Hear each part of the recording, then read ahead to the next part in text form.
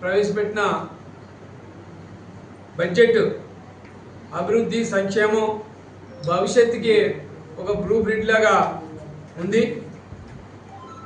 గతంలో ఎప్పుడు లేని విధంగా రాష్ట్ర అభివృద్ధి కోసం సంక్షేమం కోసం ఈ బడ్జెట్లో ఎక్కువగా నిధులు కేటాయించడం జరిగింది. దీనికి గౌరవ ముఖ్యమంత్రి వర్యులు శ్రీ నారా చంద్రబాబు నాయుడు గారికి, ఉప ముఖ్యమంత్రి వర్యులు పవన్ కళ్యాణ్ గారికి, అదేవిధంగా బడ్జెట్ ప్రవేశపెట్టినటువంటి పయ్యవరపు కేశవులు గారికి ప్రజల తరఫున కృతజ్ఞతలు తెలియజేస్తూ ఉన్నాం. రాష్ట్ర బడ్జెట్ 3,32,205 కోట్లతో మొదటిసారిగా భారీ బడ్జెట్ ప్రవేశపెట్టడం జరిగింది.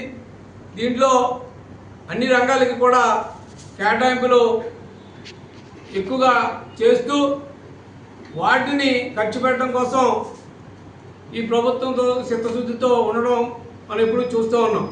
ఏదో కేటాయింపులు చేయడమే కాదు, వాటిని వినియోగించడం, అదేవిధంగా వాటిని సర్దుబాటు చేయడం కోసం కేంద్ర ప్రభుత్వంలో ఉన్నటువంటి మ్యాచింగ్ గ్రాంట్లకి ఉపయోగించడం కోసం ఈ ప్రభుత్వం ముఖ్యమంత్రి చంద్రబాబు నాయుడు గారు ఎప్పుడు ప్రయత్నం చేస్తూ ఉంటారు. అదేవిధంగా ముఖ్యంగా పెన్షన్ విషయంలో ఎక్కువగా ఖర్చు పెడుతున్న ప్రభుత్వం కూడా ఈ ఆంధ్రప్రదేశ్ ప్రభుత్వం.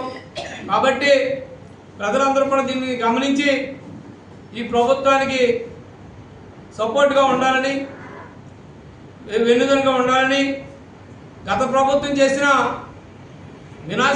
వినాశనం నుంచి ఈ రాష్ట్రాన్ని కాపాడడంలో ముఖ్యమంత్రి చంద్రబాబు నాయుడు గారు కానీ, పవన్ కళ్యాణ్ గారు కానీ, లోకేష్ గారు కానీ నిరంతరం ఎంత కష్టపడుతున్నారో రాష్ట్ర ప్రజలకు తెలియదు కాదు.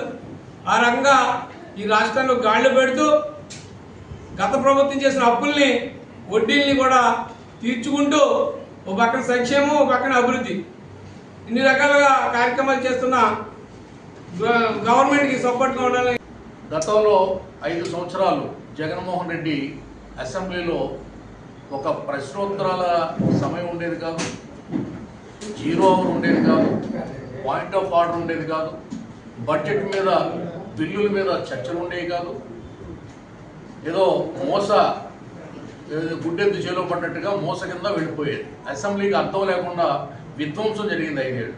అటువంటి పరిస్థితి నుండి రాష్ట్రాన్ని ఇవాళ గట్టెక్కించడానికి 2045 విజనరీ బడ్జెట్ ఇది. అప్పులు తప్పవు. ఏదో బడ్జెట్ అంటే లెక్కలు, చిట్టా వచ్చా, జమా ఖర్చులు, ఇది కాదు. సంఖ్యలు అంకెలు కాదు, గారడీ కాదు, ఎక్కల బుక్ కాదు, లెక్కల పద్దు కాదు.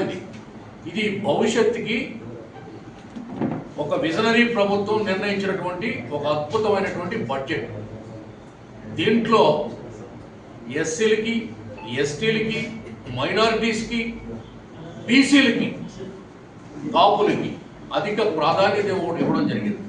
అలాగే సంక్షేమానికి, అభివృద్ధికి పెద్దపీట వేయడం జరిగింది. గతంలో జగన్మోహన్ రెడ్డి 12 లక్షల కోట్లు అప్పు తెచ్చాడు.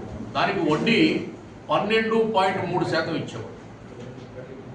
ఈవేళ అప్పులు తప్పవు. రాష్ట్ర పరిస్థితిని బట్టి 9% వడ్డీని కుదించి ప్రభుత్వం అప్పు చేస్తుంది.